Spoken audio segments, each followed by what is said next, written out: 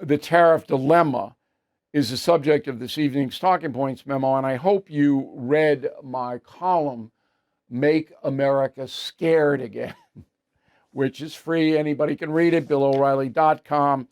But that is a primer for this whole thing, okay?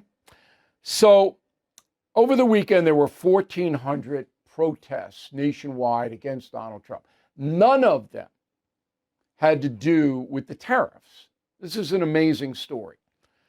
And how do we know that? Well, the signs they're carrying, the T-shirts they're wearing, had to be made in advance. And remember, the stock market meltdown happened last Thursday, so they would never have gotten a chance to manufacture all this, to get the meetups. That takes place on the internet. Usually get a week in advance where they're going to meet up, who's going to be there, what groups are sponsoring, all that. So these protests didn't have to do with the tariffs. Now, there may be tariff protests down the road, but not this. So what were these people doing? I don't really know what they were doing, okay? So what are they against? Are they against controlling the border? Are they against deportation of foreign national criminals? Are they against trying to get peace in Ukraine and Gaza? Are they against exposing wasteful federal spending and cutting down bloated government? Are they against those things?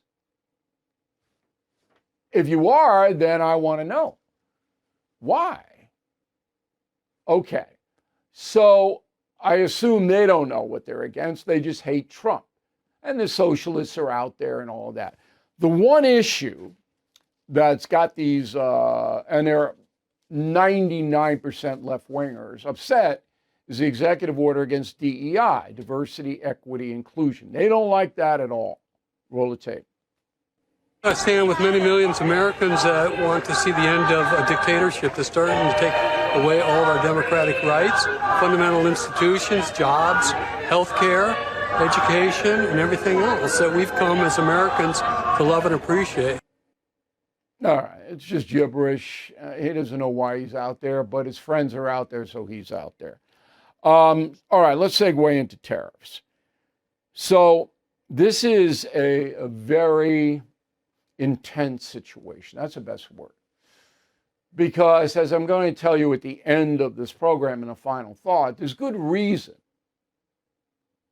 for us to be apprehensive, us, the American public. There's a good reason. This is sprung out of nowhere. People did not anticipate that the Trump administration was going to enter into a trade war with the rest of the world.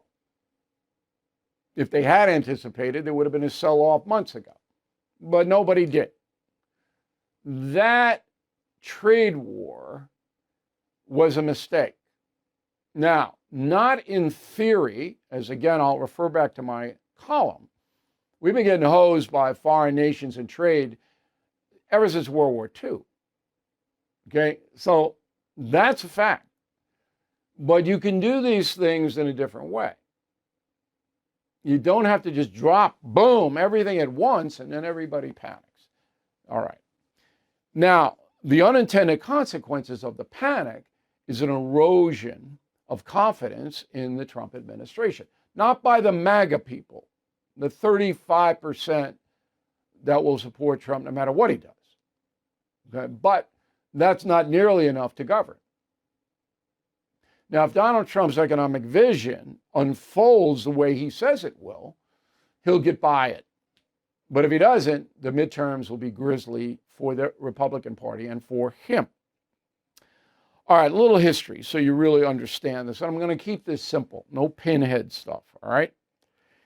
So in 1930, the nation was entering the Great Depression. 1929, the stock market collapsed. It collapsed because people were borrowing money to buy stocks. The stock market was roaring in the 1920s, the roaring 20s. And then when the stocks started to go down, which inevitably they always will, up and down, people couldn't pay back the loans. And boom, the banks started to foreclose and everything like that. Herbert Hoover, one of the worst presidents ever, if you read Confronting the Presidents, and I hope you did or will, puts tariffs up all right, to protect the American economy, American manufacturing. And that was called the Smoot-Hawley Tariff Act. Smoot-Hawley. Disaster. That made it worse. And then we went into a deep depression for almost 10 years till World War II. All right. Then, after World War II, the US economy just surges because we're the victors. And we're supplying all of the materials to rebuild Europe and Japan, Marshall Plan.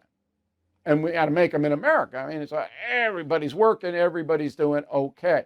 JFK in 1961 says, I'm going to take over this tariff business. And the Constitution does give the President of the United States the power to control foreign commerce. Big commerce doesn't have a say in it. So JFK pops it up. Then Congress passes the Trade Act of 1974. Okay? And that solidified presidential dominance in the tariff area. So that's why Trump can do what he wants. All right? Got it? Now, Donald Trump is, as I said, the biggest disruptor in presidential history. He has passed Teddy Roosevelt. Teddy's number 2 for taking on the monopolies.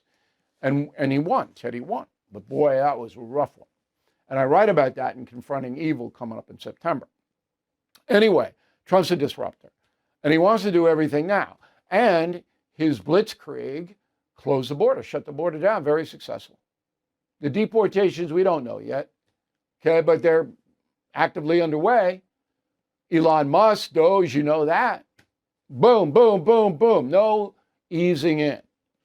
This one, because there are so many nations involved, might have been better if we eased into it.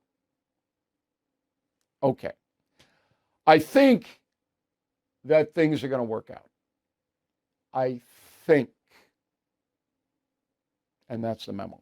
Thank you for watching. Make sure you subscribe to my YouTube channel and follow me on X. Look for @Bill O'Reilly.